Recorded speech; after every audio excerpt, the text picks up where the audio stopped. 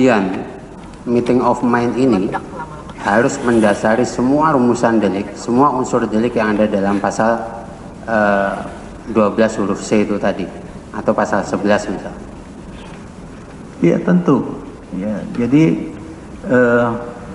kesepahaman tadi kan berkaitan dengan strafbar, ya, tentang apa yang dilarang baik oleh pemberi maupun si penerima.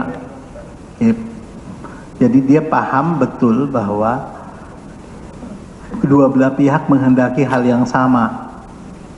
Makanya ada kesepahaman, saya menggunakan istilah bahasa Indonesia yang di dalam common law biasa digunakan istilah meeting of mind, katakanlah seperti itu. Ya, ada kesepahaman. Kesepahaman ini menjadi unsur perbuatan. Hakikatnya menjadi unsur perbuatan. Jadi benar-benar kedua belah pihak mempunyai pemahaman yang sama. Saya kira itu. Artinya kalau kita lihat dalam rumusan delik itu kan banyak, seperti misalnya ada subjek deliknya, ada strafbar seperti yang ahli katakan tadi.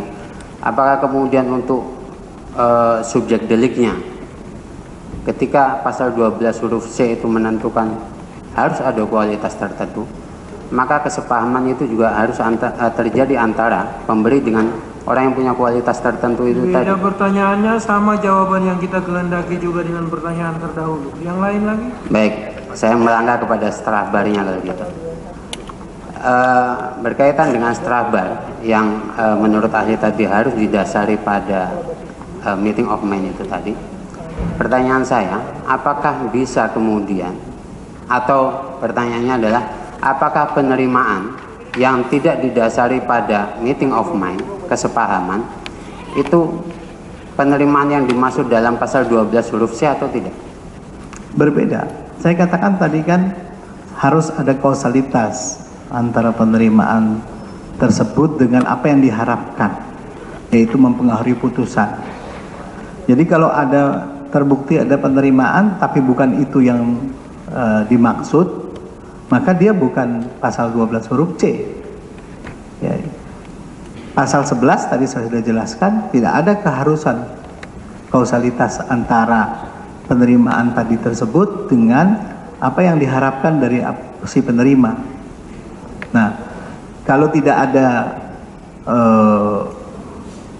ada penerimaan, katakanlah seperti itu, tetapi bukan berkaitan dengan bahwa dia harus mempengaruhi putusan, katakanlah tidak terhubung dengan unsur tersebut, maka bukan 12 huruf C dalam hal ini. Artinya penerimaan itu kan bukan juga terkait dengan kapasitas seseorang sebagai mana yang ditentukan dalam subjek delik yang ada kualitas tertentu dalam pasal 12 huruf C gitu, atau seperti apa? Maksudnya gimana? Maksud saya begini, penerimaan tadi yang pertama tidak didasari pada meeting of mind, adalah penerimaan yang lain. Untuk lebih mudahnya saya meminjam ilustrasi dari rekan tadi yang pertama disampaikan. Misalnya hakim ini berteman lama sekali dengan seseorang, dalam kebiasaan ini selalu kira-kira sudah sangat dekat, pergi bersama, pesan bersama gitu. Kadang-kadang mereka saling memberi dan saling menerima. Dan ini sudah terjadi puluhan tahun katakanlah. Jangan terus mengantar ke mendekati kasusnya. Baik yang mulia. Nah, maksud pertanyaan saya adalah, apakah penerimaan yang dilakukan oleh hakim ini misalnya di luar dari kapasitasnya sebagai hakim dan tidak didasari pada meeting of mind, itu bisa dikualifikasi sebagai penerimaan yang sebagaimana yang dimaksud dalam pasal 12 huruf C atau tidak? Iya, penerimaan dalam hadiah dalam pasal 12 huruf C itu untuk mempengaruhi putusan. Jadi maksud pemberi adalah untuk mempengaruhi putusan yang sedang diadili oleh hakim tersebut, si penerima. Gitu. Jadi kalau pemberian itu sama sekali tidak ada hubungannya dengan perkara yang sedang dia tangani, yang akan dia putus, maka bukan penerimaan di dalam kategori pasal 12 huruf C. Kan begitu. Walaupun masih terbuka kemungkinan pasal-pasal lain, kan saya katakan seperti itu. Tetapi yang paling pasti itu bukan 12 huruf C. Gitu. Kalau misalnya penerimaan itu berkaitan dengan urusan keperdataan misalnya, apakah itu juga termasuk dalam penerimaan yang dimaksud dalam pasal 12 huruf C? Include dengan jawaban ahli yang tadi gitu. Baik. Ya. Baik, kalau gitu saya beralih ke tentang penyertaannya, pasal 55. Bisakah saudara ahli sampaikan, kan dalam literatur banyak sekali disebut ketika kita membahas tentang turut serta itu tentang kerjasama yang erat sebagai syarat utama dari turut serta. Bisakah saudara ahli sampaikan, jelaskan apa sih sebenarnya yang dimaksud dengan kerjasama yang erat itu? Ya, kerjasama yang erat ini hanya terjadi di dalam bentuk penyertaan turut serta melakukan. Jadi tidak semua bentuk penyertaan mempersyaratkan adanya kerjasama yang erat. Hanya bentuk penyertaan medeplechen, turut serta melakukan. Jadi ada pembagian peran, ya, ada pembagian peran. Kalau bahasa sehari-hari bekerja sama itu adalah sama-sama bekerja dan bekerja bersama-sama. Jadi kedua belah pihak ini sama-sama bekerja, ada perannya masing-masing, dan kemudian peran-peran itulah yang mutlak menyebabkan terjadinya delik. Tanpa kerjasama, delik tidak akan terwujudkan. Jadi dengan kerjasama itu delik terjadi. Kerjasama itu tergambar dari adanya pembagian peran di antara mereka yang bekerja sama tersebut. Lalu pertanyaan berikutnya, bagaimana membedakan mana yang pelaku, mana yang turut serta? Tentu pada inisiatif. Siapa yang berinisiatif atas lahirnya perbuatan, itulah yang menjadi pelaku. Yang kriteria kedua adalah siapa yang paling dekat perbuatannya dengan strafbar yang dilarang. Ya, misalnya pencurian, siapa yang ngambil, itu yang pelaku utamanya. Yang membawa kendaraan untuk tempat mengambil atau mengawasi, itu yang turut serta. Jadi dua kategorinya. Bisa dilihat dari inisiatifnya, bisa dilihat dari perbuatan konkret yang dilakukan. Tapi yang paling pasti ada kerjasama yang erat. Ya, tidak perlu semua peserta itu melakukan unsur delik, tetapi kerjasama itulah yang menyebabkan delik tadi terwujud. Tapi sekali lagi, konsepsi ini adalah konsepsi bagi perbuatan-perbuatan faith material, perbuatan fisik. Kita pahami bahwa konsep perbuatan itu tidak hanya perbuatan fisik, ya, perbuatan fisik. Ya, kalau perbuatan fisik tadi seperti pencurian, betul, kita menggambarkan kerjasama adalah sebagai bentuk adanya pembagian peran.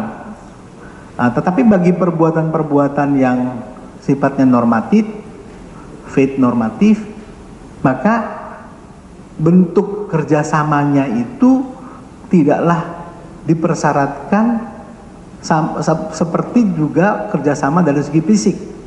Yang paling penting peran di antara mereka melahirkan satu perbuatan yang terlarang, menimbulkan akibat hukum. Karena dalam pengertian yang normatif, perbuatan adalah perbuatan yang menimbulkan akibat hukum. Gitu. Jadi pada dasarnya bentuk kerjasamanya sedemikian rupa sehingga kemudian delik bisa terwujud. Tidak perlu kerjasama itu bentuknya adalah kerjasama fisik untuk delik-delik yang timbul karena perbuatan yang normatif tadi. Belum lagi dipersyaratkan tentang kualitas. Untuk delik-delik tertentu yang pelakunya memiliki kualitas tertentu, maka dalam hubungan turut serta melakukan pun harus hanya bisa terjadi di antara mereka yang mempunyai kualitas yang sama. Ini termasuk kelompok perbuatan dalam kategori faith normatif, bukan faith material. Sehingga kemudian kualitas dari orang-orang tersebut di dalam susunan lahirnya delik, itulah yang menentukan adanya kerjasama. Saya kira secara umum itu. Masih ada lagi? Masih ada yang mulia. Apakah kerjasama yang erat ini harus didasari pengetahuan antara pelaku dengan peserta, pelaku turut serta maksud saya?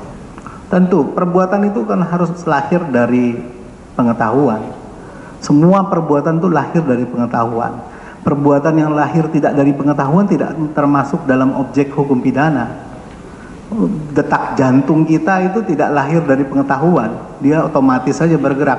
Itu tidak akan menjadi objek hukum pidana. Gerakan-gerakan refleks itu tidak menjadi objek hukum pidana karena bukan lahir dari proses fikir. Semua perbuatan itu lahir dari proses berpikir. Makanya pengetahuan memegang peranan penting. Ya, pengetahuan inilah yang kemudian melahirkan kehendak, kehendak melahirkan perbuatan. Begitu dari urut-urutan lahirnya perbuatan. Jadi kalau ditanyakan apakah pengetahuan ini menentukan, ya sangat menentukan. Pengetahuan antara kedua pembuat ini. Betul. Oke. Tadi saudara ahli sampaikan dengan mengutip pendapat Simon bahwa hanya orang yang dapat menjadi pelaku lah yang bisa menjadi pelaku turut serta. Saya ingin mengutip ada satu putusan Mahkamah Konstitusi nomor 21 PUU 14 Romawi 2016. Ada dua hal yang dinyatakan di situ. Ini sebenarnya uji materi terhadap pasal 15 Undang-Undang Tipikor, frasa pemufakatan jahat. Di dalam putusan tersebut ada dua hal yang disampaikan. Yang pertama adalah memanai pemufakatan jahat itu terjadi bila mana dua orang atau lebih yang mempunyai kualitas yang sama bersepakat melakukan tindak pidana. Itu yang pertama. Yang kedua, disampaikan juga dalam putusan itu bahwa pemufakatan jahat adalah pintu masuk bagi terjadinya penyertaan. Nah, ini kebetulan ada kesamaan dengan pendapat yang ahli tadi kutip. Menurut ahli, apakah putusan Mahkamah Konstitusi ini yang menyatakan pemufakatan jahat itu sebagai pintu masuk penyertaan mempunyai pengaruh baik secara doktrinal maupun praktis terhadap penerapan turut serta khususnya dalam tindak pidana korupsi?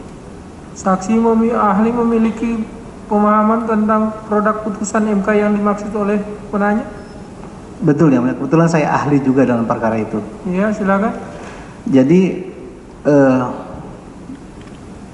ini khususnya sebenarnya putusan ini khusus berkenaan dengan delik-delik yang hanya dapat dilakukan oleh orang dengan kualitas khusus. Jadi bukan permufakatan jahat biasa, bukan permufakatan jahat perbuatan yang bisa dilakukan oleh siapa saja orang, tapi permufakatan jahat terhadap delik yang bisa dilakukan oleh orang dengan kualitas khusus.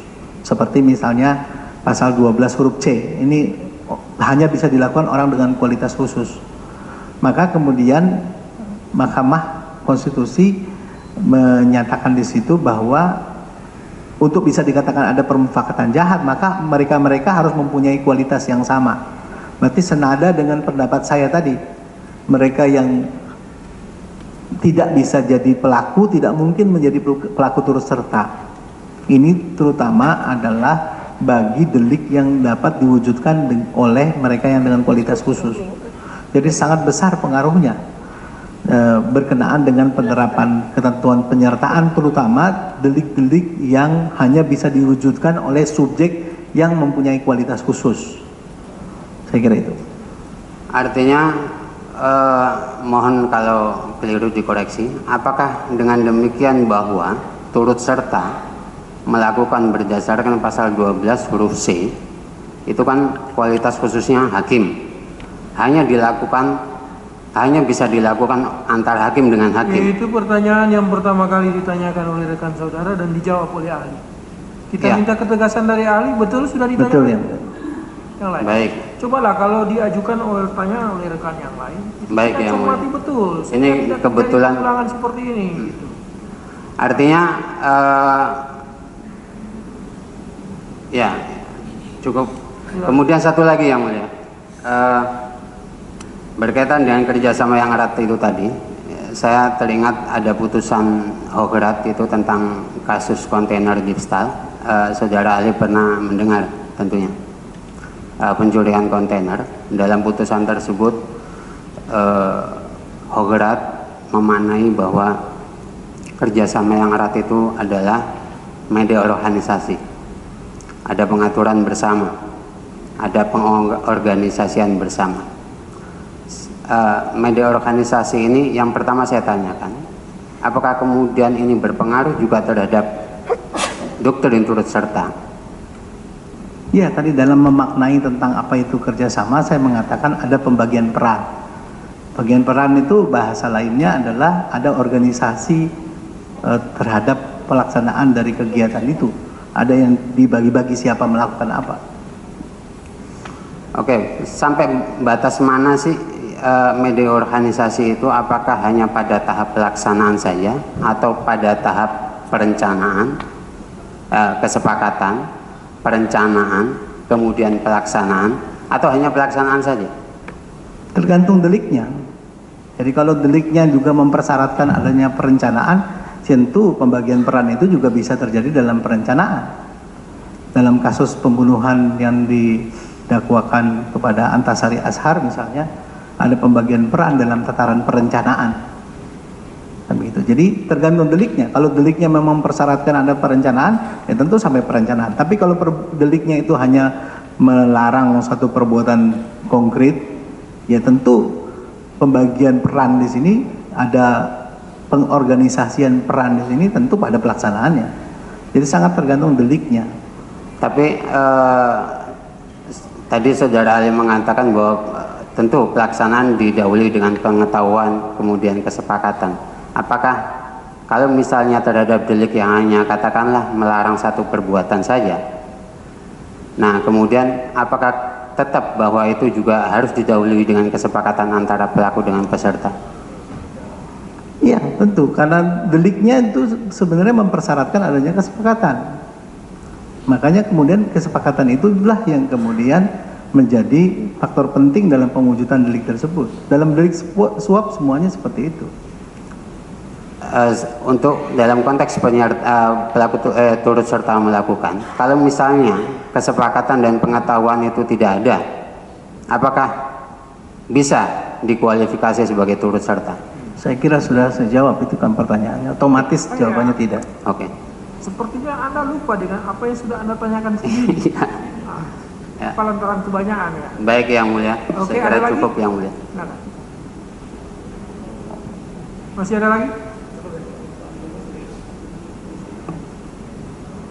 Ya, cukup. Penuntut umum. Terima kasih, Majelis.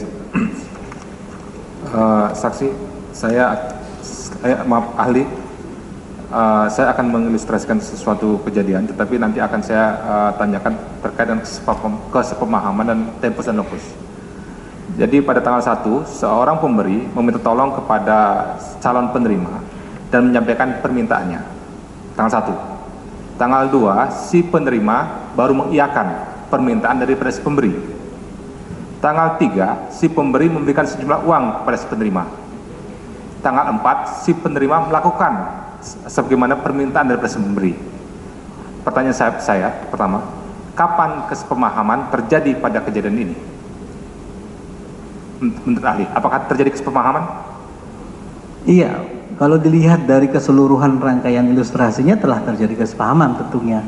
Karena apa yang dikehendaki oleh si pemberi sudah dilakukan oleh si penerima, dan apa yang kemudian disampaikan atau dijanjikan kepada penerima sudah diterima oleh yang sudah diberikan oleh si pemberi.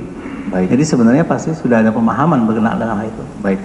Yang kedua, dalam 4 kejadian tersebut dapat disampaikan apakah masing-masing dari kejadian ini merupakan tempus dan locus atau hanya sebagian merupakan tempus dan locus delicti? Iya, tentu mana yang menimbulkan akibat hukum ya. Kalau saya melihat ketika tadi si penerima sudah melakukan apa yang dikatakan si pemberi, inilah menjadi locus delictinya. Jadi ketika si penerima baru melakukan sebagaimana permintaan si pemberi. Iya. Kalau ketika si pemberi meminta tolong sesuatu yang dimintakan itu belum. Belum menurut saya. Ketika si pemberi menerima sejumlah uang daripada si penerima, di mana sebelumnya sudah disampaikan apa yang harus dilakukan, itu juga belum. Sudah. Itu sudah. Ya. Tadi terkait dengan, mohon maaf, ini terkait dengan penangkapan. Tadi adanya kalau dalam suatu kejadian tertangkap tangan, apakah diperlukan surat perintah? Tidak perlu.